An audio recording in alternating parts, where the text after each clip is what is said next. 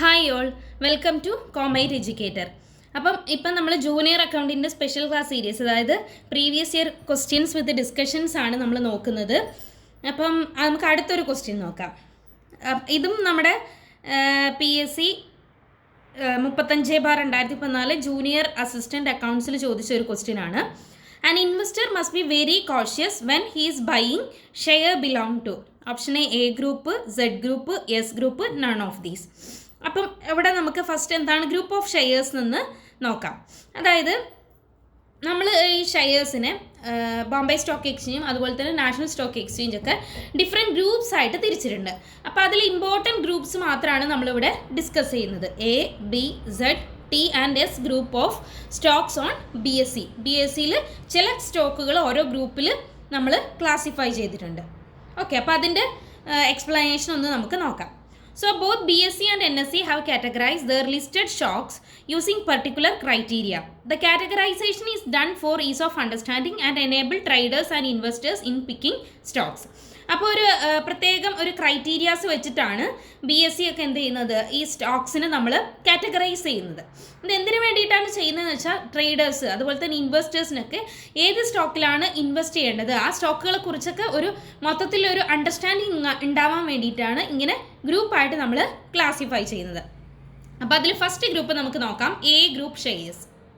Okay, so these are the most liquid shares among all the shares listed on the BSE with high trading volumes. BSEയിൽ list ചെയ്തിട്ടുള്ള ഷെയർസിൽ ഏറ്റവും liquid ആയിട്ടുള്ള ഷെയർസും അതുപോലെ തന്നെ high trading volumes ഉള്ള ഷെയർസാണ് A group shares എന്ന് പറയുന്നത്. This companies duly comply with the exchange guidelines. അതായത് ഗൈഡ് ലൈൻസ് ഒക്കെ സ്റ്റോക്ക് എക്സ്ചേഞ്ച് ഗൈഡ് ലൈൻസ് ഒക്കെ കൃത്യമായിട്ട് പാലിക്കുന്ന കമ്പനീസാണ് A ഗ്രൂപ്പിൽ വരിക. It suggest that stock trades are carried out as per normal rolling settlement process. Normal rolling settlement പ്രോസസ്സിലാണ് ഇത് പോകുന്നത്. എക്സാമ്പിൾ നമുക്ക് അപ്പോളോ, നാറ്റ്കോഫാം, വി-ഗാർഡ് ഇതൊക്കെ A ഗ്രൂപ്പ് ഷെയർസിൽ വരുന്നതാണ്. അതാണ് A ഗ്രൂപ്പ്. അതായത് most liquid and high trading volumes ഉള്ള ഷെയർസാണ് A ഗ്രൂപ്പ് ഷെയർസ് എന്ന് പറയുന്നത്. നെക്സ്റ്റ് ടൈപ്പാണ് T group shares. T group shares എന്ന് പറയുമ്പോൾ the stocks under this category are settled on a trade to trade basis as a surveillance measure. അപ്പോൾ ഇവിടെ trade to trade basis ആണ്.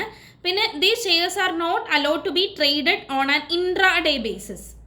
Intraday ഒരു ദിവസത്തിൻ്റെ ഉള്ളിൽ തന്നെ ഇൻട്രാഡേ ബേസിസിലൊന്നും ട്രേഡ് ചെയ്യാൻ അലോ ചെയ്തിട്ടില്ല. അതായത് ഇന്ന് വാങ്ങിയിട്ട് ഇന്ന് തന്നെ വിൽക്കുക, അങ്ങനെ ഇൻട്രാഡേ ട്രേഡിംഗ് ഒന്നും അലോ ചെയ്യുന്നില്ല. എക്സാമ്പിൾ സീ മീഡിയ, മംഗളം ഇതൊക്കെ ഇതിന് എക്സാമ്പിളാണ്. The stocks under this category are settled on a trade to trade basis as a surveillance measure. അതാണ് T ഗ്രൂപ്പ് ഷെയർസ്. നെക്സ്റ്റ് ആണ് Z group shares. So the shares of a company that fails to comply with exchange listing requirement. അപ്പോൾ listing requirement ഒന്നും follow ചെയ്യാത്ത, fail ചെയ്തിട്ടുള്ള, അതായത് അതിൻ്റെ listing requirement അങ്ങനത്തെ regulations ഒക്കെ റൂൾസ് ഒക്കെ ഫെയിൽ ചെയ്തിട്ടുള്ള കമ്പനീസാണ് Z group shares. It also include companies that do not resolve investor grievances or have not made the requisite arrangements with both the depositories NSDL and CDSL.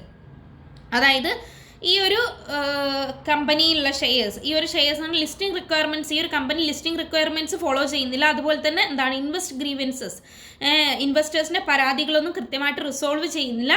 അതുപോലെ depositories NSDL ഉം CDSL ഉം dematerialisation ചെയ്യാനുള്ള കാര്യങ്ങളൊന്നും ചെയ്യുന്നില്ല. Okay, അങ്ങനെയുള്ള shares വരുന്ന ഗ്രൂപ്പാണ് Z group shares എന്ന് പറയുന്നത്. അപ്പോൾ ഇതിൽ ഇൻവെസ്റ്റ് ചെയ്യുമ്പോൾ നമ്മൾ ശ്രദ്ധിക്കണം. നെക്സ്റ്റ് വരുന്നതാണ് S ഗ്രൂപ്പ് ഷെയർസ്. ഇതിൻ്റെ S എന്ന് ഡിനോട്ട് ചെയ്യുന്ന പോലെ തന്നെ സ്മോൾ ആൻഡ് മീഡിയം കമ്പനീസ് ആണ് S ഗ്രൂപ്പിൻ്റെ അണ്ടറിൽ വരുന്നത്. These shares have a low volume and hence low liquidity. Okay, അപ്പോൾ സ്മോൾ ആൻഡ് മീഡിയം കമ്പനീസ് ആയതുകൊണ്ട് ലോ വോള്യൂംസ് ആയിരിക്കും, ഷെയർസ് കുറച്ചേ ഉണ്ടാവുള്ളൂ, അതുകൊണ്ട് തന്നെ ലിക്വിഡിറ്റിയും കുറവായിരിക്കും. സോ അതാണ് S ഗ്രൂപ്പ് ഷെയർസ് എന്ന് പറയുന്നത്. പിന്നെ അടുത്ത് വരുന്നതാണ് B group shares. So these shares have normal trading volume and fall under rolling settlement system. Rolling settlement systemത്തിൻ്റെ അണ്ടറിൽ വരുന്നത്, അതുപോലെ നോർമൽ ട്രേഡിംഗ് വോള്യൂം ഉള്ള ഷെയർസാണ് B ഗ്രൂപ്പ് ഷെയർസ് എന്ന് പറയുന്നത്. ബാക്കി ഒരു കാറ്റഗറിയിലും വരാത്ത നോർമൽ ഷെയർസ് ഒക്കെ ഈ ഒരു B ഗ്രൂപ്പ് കാറ്റഗറിയിലാണ് വരുന്നത്. The shares that do not fall in any of the above categories are classified under the group B. Okay, അപ്പോൾ ഇത്രയാണ് മെയിനായിട്ടുള്ളത്. ഇനിയും ഡിഫറെൻറ്റ് ടൈപ്സ് ഓഫ് ഗ്രൂപ്പ്സ് ഒക്കെ ഉണ്ട്, ഡിഫറെൻറ്റ് ഗ്രൂപ്പ്സ് ഒക്കെ ഉണ്ട്. പക്ഷേ മെയിനായിട്ടും എ ഗ്രൂപ്പ് എന്ന് പറഞ്ഞാൽ ഏറ്റവും ഫസ്റ്റ് വരുന്നുണ്ട്. അതായത് higher trading volume, higher liquidity ഉള്ളത് കൊണ്ട് തന്നെ ഇൻവെസ്റ്റേഴ്സിന് സേഫായിട്ട് ഇൻവെസ്റ്റ് ചെയ്യാൻ വേണ്ടിയിട്ട് പറ്റും. പക്ഷേ ഗ്രൂപ്പ് സെഡ് ഗ്രൂപ്പിൽ ഇൻവെസ്റ്റ് ചെയ്യുമ്പം നമ്മൾ ശ്രദ്ധിക്കണം, അവിടെ കൃത്യമായിട്ടൊന്നും ചെയ്യുന്നില്ല. പിന്നെ ടി ഗ്രൂപ്പ് എന്ന് പറഞ്ഞാൽ ഇൻട്രാഡേ ട്രേഡ്സ് അലോ ചെയ്യുന്നില്ല, അതുകൊണ്ട് തന്നെ അത്രത്തോളം റിസ്കി അല്ല. These are not typically risky, പക്ഷേ ആ ഒരു കാര്യം അവിടെ ഉണ്ട്. പിന്നെ വരുന്നത് എസ് ഗ്രൂപ്പ് എന്ന് പറഞ്ഞാൽ നമുക്ക് സ്മോൾ കമ്പനീസിലാണ് വരുന്നത്. ബി ഗ്രൂപ്പ്സ് ഇതിലൊന്നും വരാത്തതാണ് ബി ഗ്രൂപ്പ്സ്. അപ്പോൾ ഏറ്റവും നല്ല ഷെയർസ് വരുന്നത് എ ഗ്രൂപ്പിലാണ്. സോ ഇവിടെ ആൻസർ ക്വസ്റ്റ്യൻ ചോദിച്ചിരിക്കുന്നതാണ്, investor must be very cautious when he's buying a share belongs to Z ഗ്രൂപ്പാണ് ആൻസർ വരുന്നത്. ഓക്കെ, അപ്പം ഇനി അടുത്തൊരു ക്വസ്റ്റ്യനുമായിട്ട് മറ്റൊരു വീഡിയോയിൽ കാണാം. താങ്ക്